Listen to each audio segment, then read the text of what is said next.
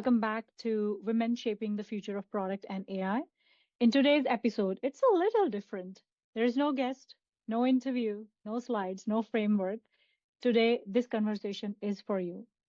The woman who is building something, the woman who is learning something new, the woman who walked into a room where she saw the only woman, the only immigrant, the only person who did not look like everyone else, the woman who sometimes wonders, am I really good enough? Do I belong here?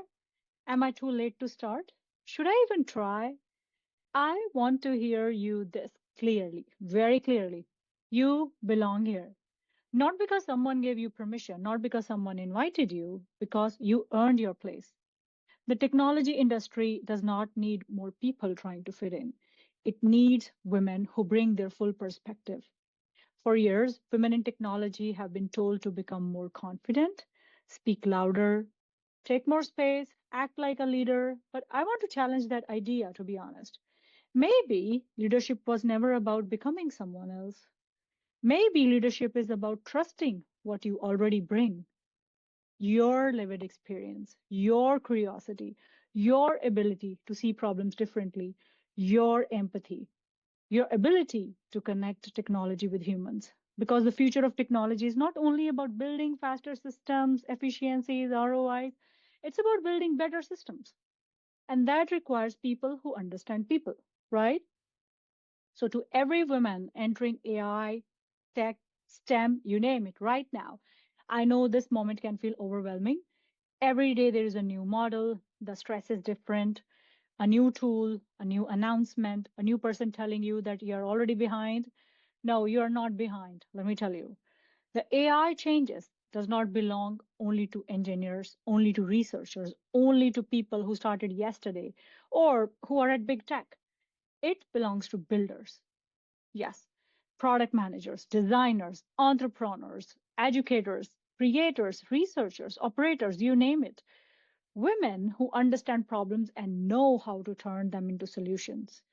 AI needs your questions. AI needs your judgment. AI needs your ethics. AI needs your humanity.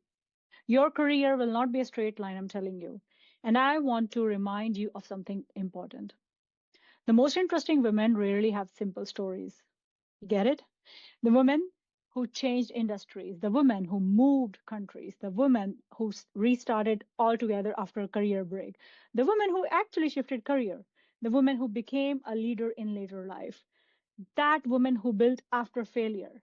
Those experiences are not weaknesses. Those experiences are your advantage. Every challenge taught you something, right? You went through, you lived it, and every rejection that strengthened you. Every difficult chapter that gave you a new perspective. You are carrying knowledge base that nobody else has. Raising families, raising households, multitasking, working in office system, working in home system, working in school system, you name it.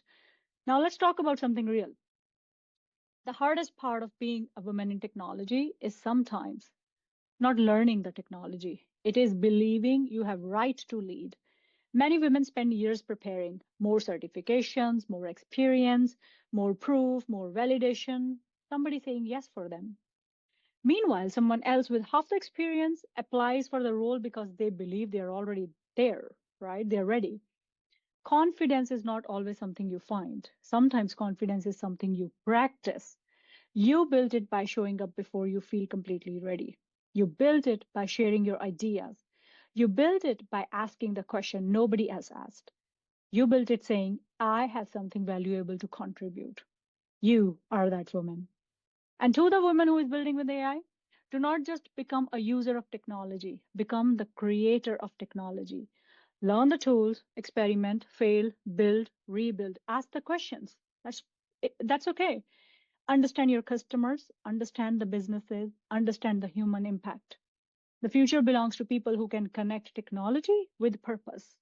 You can create a number of AI images, you can create a lot of videos and content with AI, but on the receiving end, you still have real humans.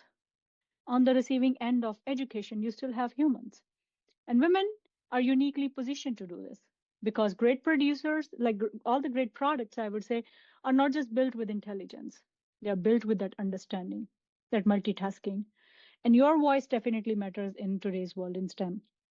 I want every woman listening today to think about this. What is that one idea you have been waiting to share? What is the one conversation you have been avoiding? What is the skill you have been afraid to learn? What is the thing you keep on saying? Maybe someday, let's push it to the back burner. Maybe someday is today, right? Who knows? Start that podcast, write that article, build that prototype, even if with zero subscribers, zero followers, zero audience, you are doing it for yourself.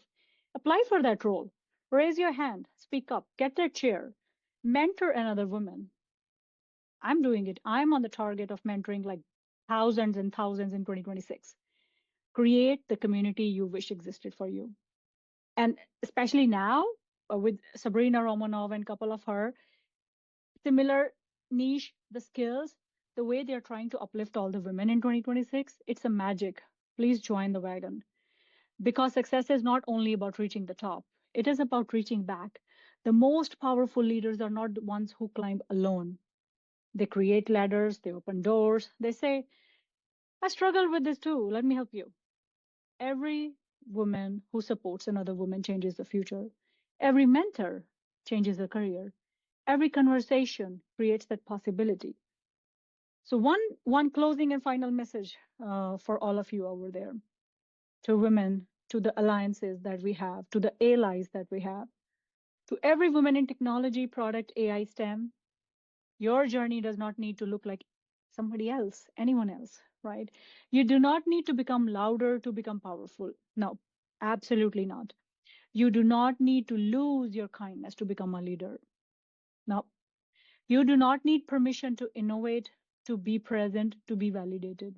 No, you have to give that permission to yourself. You're allowed to build, you're allowed to lead, you're allowed to fail and restart.